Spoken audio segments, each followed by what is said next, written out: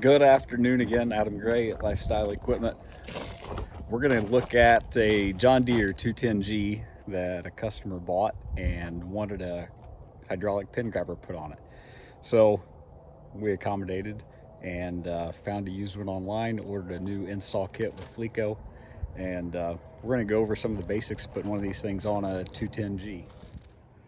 So there's the coupler. It's a Tefra.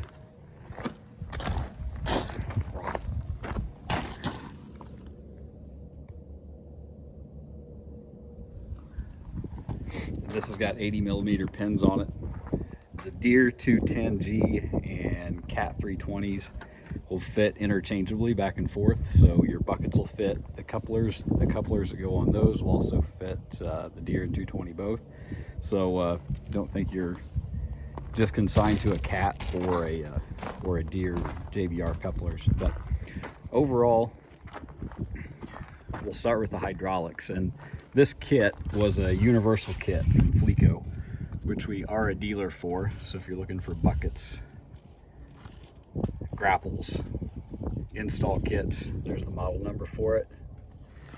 It's pretty good. It comes with several pages of instructions,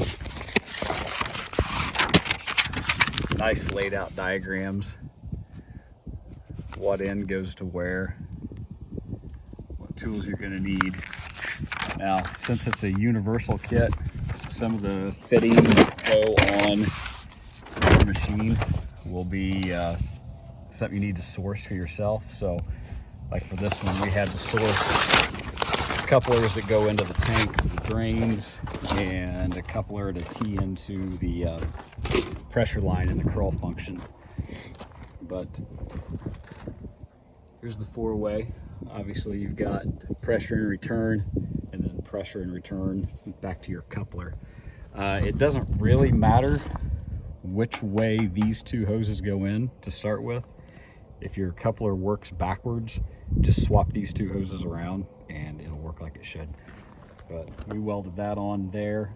It goes straight up the boom, two supports welded in, and then we followed the auxiliaries from the thumb and for the stick cylinder. Followed those around so we'd have plenty of clearance, and then up on top of the boom, back down,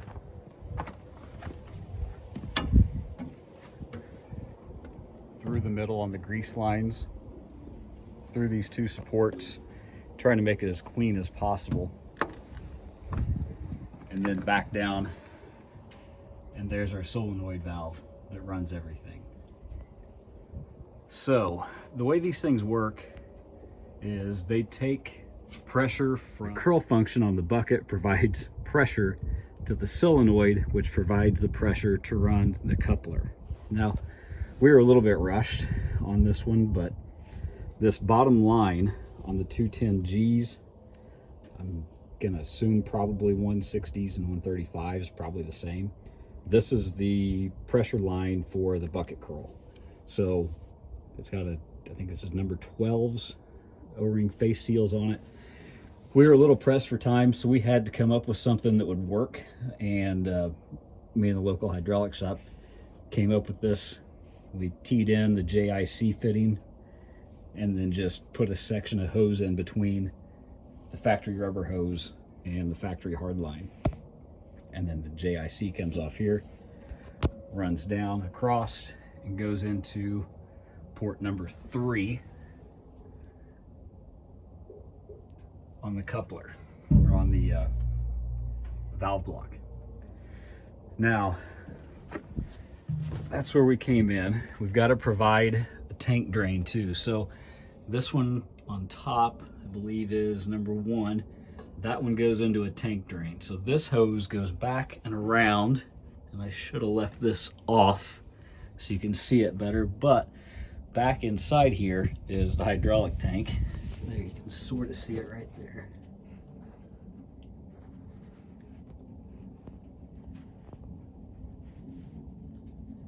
There's the returns for the hydraulic tank. We teed in to one of the returns right here, and there's JICs Number 6s, I believe, that come out of that tank. There's 2 blanks down at the bottom, but we wanted to use a return that already had a fitting on it. So we used a fitting to go back into the return tank, teed it off, ran the original line into it, and then ran the relief for the valve body back into this tank as well.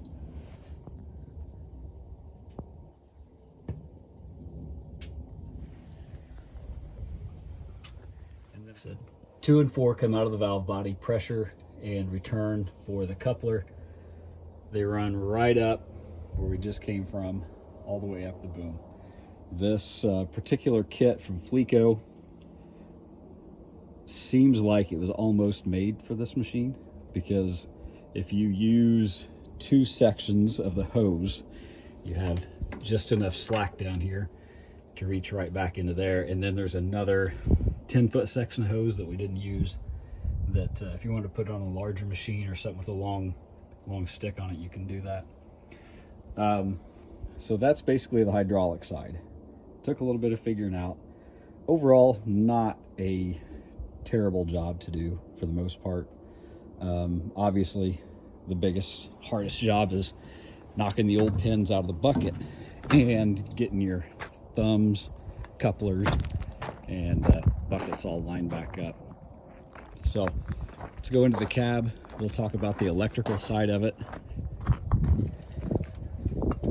Now, since this is a 24-volt box, you need to find a keyed 24-volt source in the cab somewhere.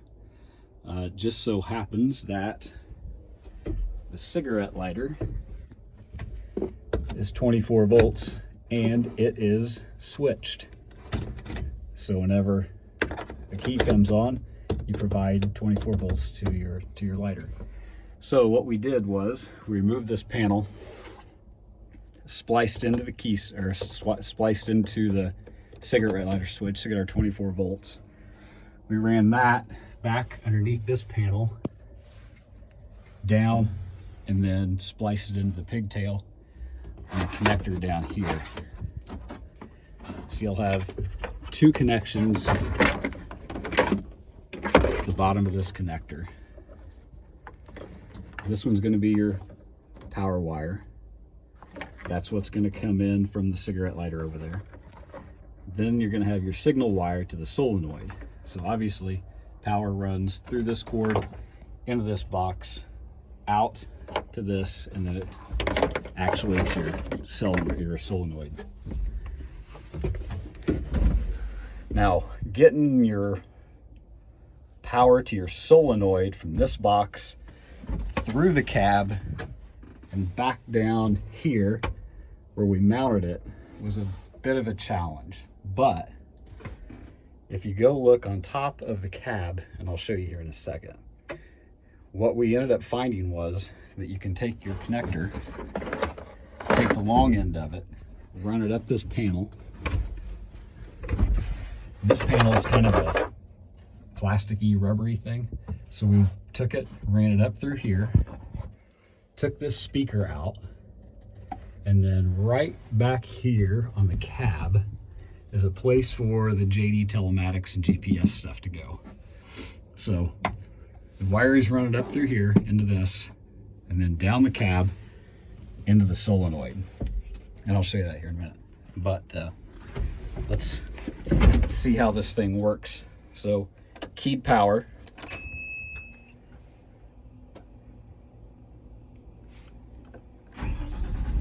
Start the machine. Activate our hydraulics.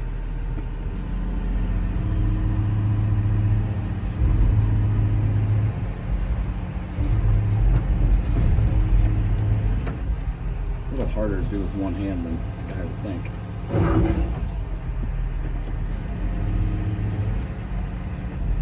Okay. So whenever this is disengaged, the solenoid on the valve body is shut, so there's no pressure going out to the coupler. So you push this button to start the power source, push this till it beeps. Your solenoid, you can hear it click. Now, we were talking about how the bucket curl function provides power to the coupler. So you push this sideways, that folds your bucket up.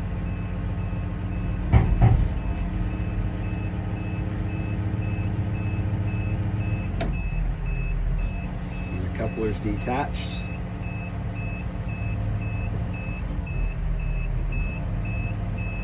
We'll go have a look at it.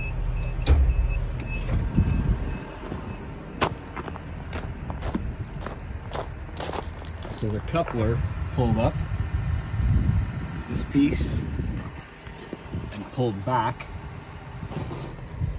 on that orange piece in there, the pin grabbers. So right now hydraulic pressure is holding this spring cylinder together. Whenever we go back up into the cab, you see it doesn't release until we push the button. So we want to tilt our bucket back so we can grab a hold of the pins again. Disengage, and you'll see the lines relax. And the coupler re-engages with the bucket. So now we're re-engaged. And that's the basics of a hydraulic pin grabber. So we're talking about getting power. Let's go back up to the top of the cab.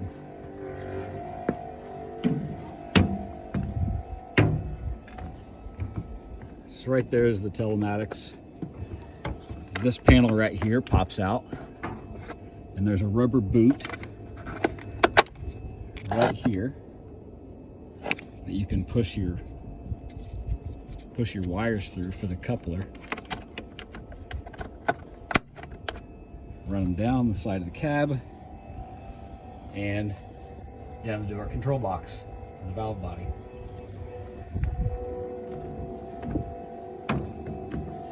Like I said, if we weren't in a hurry, I would have made or got a different fitting for this instead of making one. We would have got, obviously, the female O-ring face, basically a T, but the male O-ring face with either an O-ring face or a JIC to adapt this without having to make it. But the customer sold his equipment to get the down payment for this one, so we had to get him rolling in as fast as possible. Overall, I like the way it turned out. It extended the bucket out another foot, so his thumb's not quite going to work, but he's got plans to lengthen that out anyways.